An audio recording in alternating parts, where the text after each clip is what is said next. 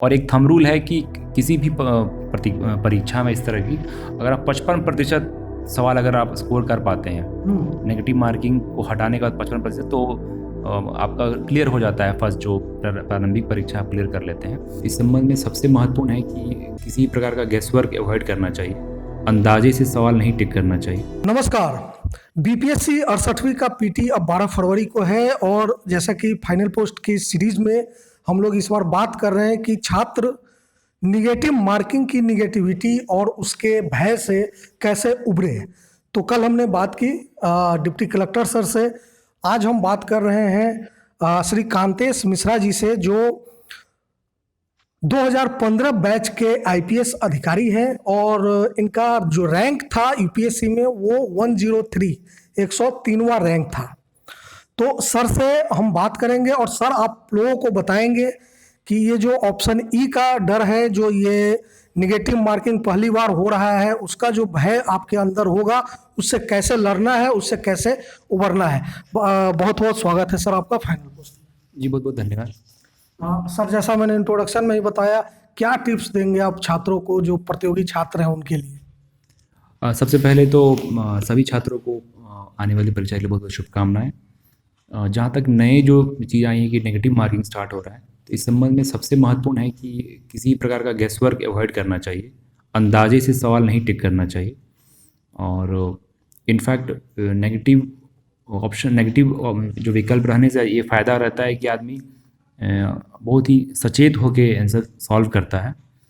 और इसमें जो हम लोग ने अपने दिनों में जो तरीका अपनाया था यूपीएससी के समय जी, कि पहले राउंड में तो तीन राउंड में पेपर को अटेम्प्ट करना चाहिए। पहले राउंड में जो उन्हीं प्रश्नों को टच करना चाहिए जिसके बारे में आप पूरी तरह से अवगत हैं, चारों विकल्प आपके पास सही हैं। और फिर उसको उस पर्टिकुलर पहले स्कैन के बाद सेकेंड बार जो है आप ऐसे प्रश्न करना चाहिए टारगेट जिसमें आगे थोड़ी बहुत जानकारी है, जिसमें आप ऑप्शन एलिमिनेट कर सकते हैं जी। और अंतिम राउंड में है वो दोनों को मिला के एक बीच का रास्ता अपनाना चाहिए। और इस प्रकार से करेंगे तो निश्चित तौर पे विद्यार्थी हैं सफल होंगे। देखिए बहुत मतलब काम का आपके लिए टिप्स है कि 3 राउंड में आप सवालों को हल करें। सिंपल सी बात है सर कि एक डर रहता है, एक भय तो रहता ही है कि निगेटिव मार्किंग वो भी पहली बार हो रहा है, तो जो पहली बार का डर है छात्रों के मन में, उससे कैसे निपटे?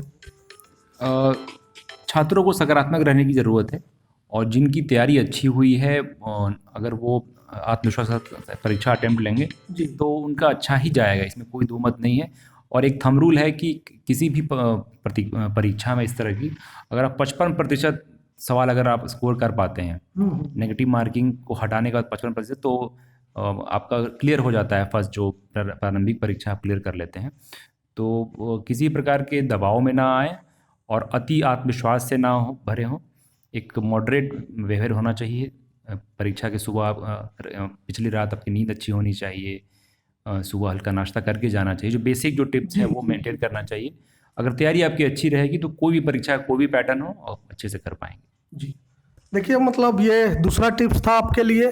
और चूंकि सर के बारे में बताऊं तो सर एक बहुत ही शानदार कवि भी है, हालांकि उस पर अभी हम बात नहीं करेंगे, लेकिन एक रिक्वेस्ट जरूर करेंगे कि अगर चंद लाइनों में जो आपकी अपनी लिखी हुई हो, अगर छात्रों के लिए कुछ सर अगर आप बताना चाहें, बोलना चाहें आप। नहीं, अभी तो कोई कविता की पंक्ति याद नहीं आ रही है, लेकिन जितना भी हो आप आत्मविश्वास के साथ रहेंगे, तनाव मुक्त तैयारी करेंगे और परीक्षा को सामान्य परीक्षा की तरह ही लेंगे। अगर दबाव से मुक्त रहेंगे तो आपका परफॉर्मेंस हमेशा 1% ज़्यादा आप एफर्ट दे पाते हैं। जी, thank you very much sir. तो 2-3 टिप्स आपको मिले कि 3 राउंड में सवालों को हल करना है, दूसरा कि ज़्यादा आपको स्ट्रेस नहीं लेना है और जो बेसिक रूल है वही रही है, और तीसरी सबसे अहम बात कि 55% से ऊपर अगर आप हो जाते हैं तो आपका सिलेक्शन, मतलब आप उस दायरे में आ जाते हैं। तो उम्मीद है कि आपको ये टिप्स बहुत अच्छे लगे होंगे और काम के लगे होंगे, तो आप इस पर अमल कीजिए। हम कोशिश करेंगे कि इस तरह के और यूजफुल टिप्स आपके लिए लेकर आते रहें। देखते रहिए फाइनल पोस्ट। नमस्कार।